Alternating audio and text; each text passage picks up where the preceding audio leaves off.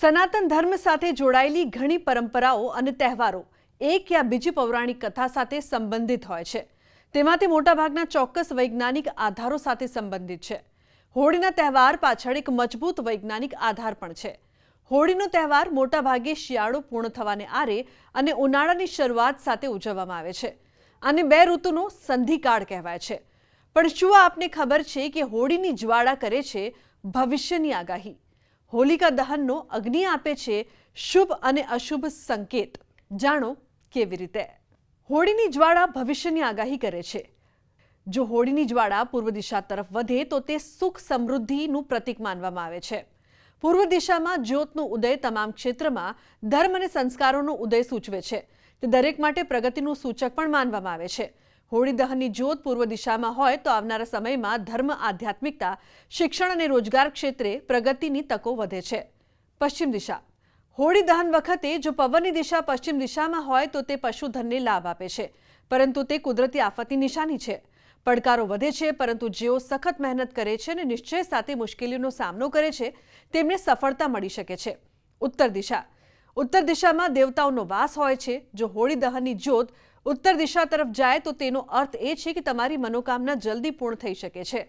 આ દિશામાં ધનના દેવતા કુબેરના નિવાસને કારણે તમારે આર્થિક સંકટનો સામનો કરવો નહીં પડે, જેના કારણે દેશમાં સુખ શાંતિ રહે છે। દક્ષિણ દિશા। જો હોળીની જ્વાળા દક્ષિણ તરફ જાય તો તે અશુભ માનવામાં આવે છે।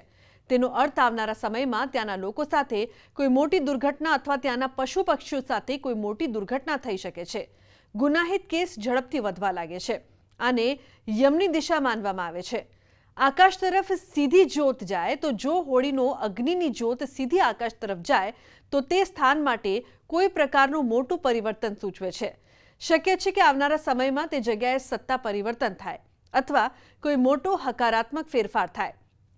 હોલિકા દહનની રાત્રિ મહત્વપૂર્ણ માનવામાં આવે છે। આ સમયગાળા દરમિયાન સામાન્ય લોકો વધુ રોગોનો શિકાર બને છે, કારણ કે પર્યાવરણમાં આ સંધિકાળ દ્વારા ઉત્પન્ન થતા કીટાણુઓની સંખ્યા વધુ હોય છે। આ જંતુઓને મારવા માટે ભીષણ આગની ગરમી જરૂરી છે। આ જરૂરિયાતને ધ્યાનમાં રાખીને આ સમયે હોલિકા દહન કરવામાં આવે છે, જેથી વાતાવરણમાં પૂરતી ગરમી અને ધુમાડો ઉત્પન્ન થાય, જે ઝેરી જીવાણુઓનો નાશ કરી શકે।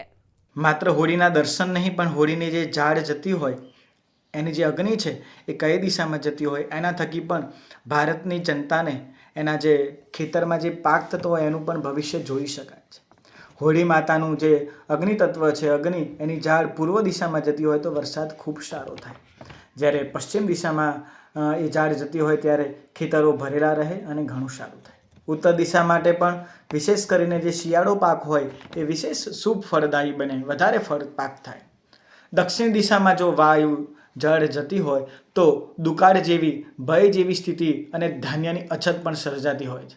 તો આજના મારા આ અહેવાલમાં બસ આટલું। ફરી મળીશું એક નવી જાણકારીની સાથે, પરંતુ આ વિડીયોને આપ ખાસ લાઈક કરજો અને શેર પણ કરજો। નમસ્કાર।